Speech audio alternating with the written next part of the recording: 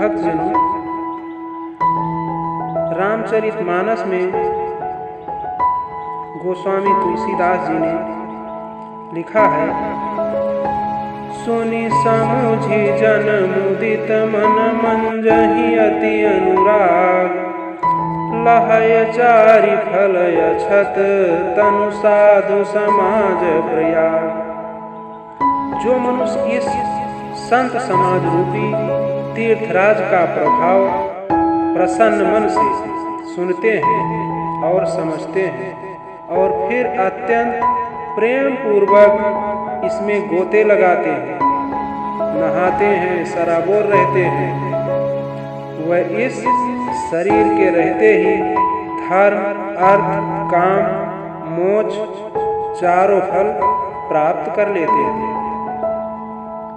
फिर आगे लिखते हैं, मज्जन फल पियखी तत्काला, काक हुअय पिक बकौ मराला, सुनिया चरज करय जनि कोई, सतसंगति महिमा नहीं गोई। इस तीर्थराज में स्नान का फल तत्काल ऐसा देखने में आता है कि कौवे कोयल बन जाते हैं और बगुले हंस। यह सुनकर कोई आश्चर्य न करे, क्योंकि सत्संग की महिमा छिपी नहीं है।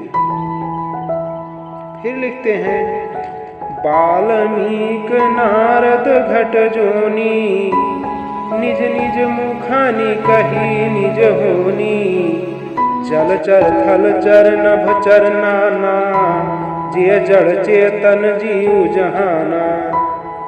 वाल्मीकि जी, नारद जी और अगस्त्य जी ने अपने अपने मुखों से अपनी होनी यानी जीवन काल का वृत्तांत कहा सुनाया है। जल में रहने वाले, जमीन पर चलने वाले और आकाश में विचरने वाले नाना प्रकार के जड़ चेतन जितने जीव इस जगत में हैं, वो सब ईश्वर की कृपा मात्र से ही हैं। फिर लिखते हैं, मति की रति गति भूति भलाई, जब जही जतन जहाँ जही पाई, सो जानब सतसंग प्रभाऊ, लो कहूँ वेद नयान पाऊ। उनमें से जिसने जिस समय जहाँ कहीं भी जिस किसी यत्न से बुद्ध, कीर्ति, सद्गत, विभूत यानी ऐश्वर्य और भलाई पाई है, सो सब सत्संग का ही प्रभाव समझना चाहिए। वेदों में और लोक में इनकी प्राप्ति का दूसरा कोई उपाय ही नहीं है। बिनु सत्संग विवेक न होई, राम कृपा बिनु सुलभ न सोई, सतसंगत मुद मंगल मूला, सुअय फल सिद्धि सब साधन फूला। सत्संग के बिना विवेक नहीं होता और श्री राम जी की कृपा के बिना वह सत्संग सहज में मिलता नहीं। सत्संगत आनंद और कल्याण की जड़ है। सत्संग की सिद्धि प्राप्ति ही फल है और सब साधन तो फूल है।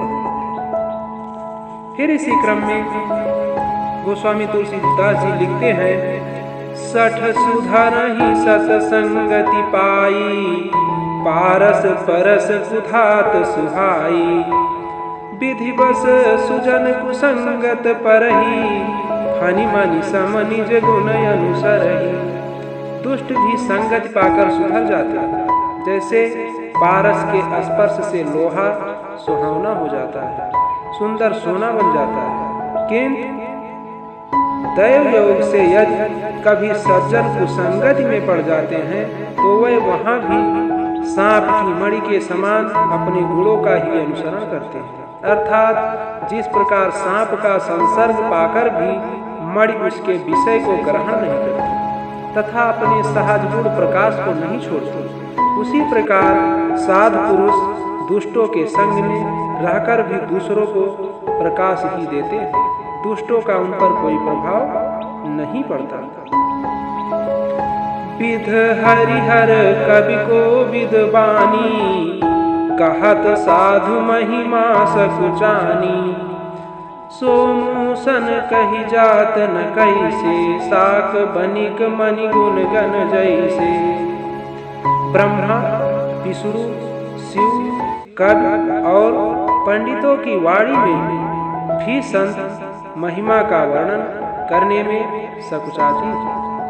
वह मुझसे किस प्रकार नहीं कही जाती, जिससे साग तरकारी बेचने वाले से मड़ियों के कुछ समूह नहीं कहे जा सकते। भक्तजनों, आज यहीं तक। अगले वीडियो में फिर मिलते हैं। जय श्री राम, जय हनुमान।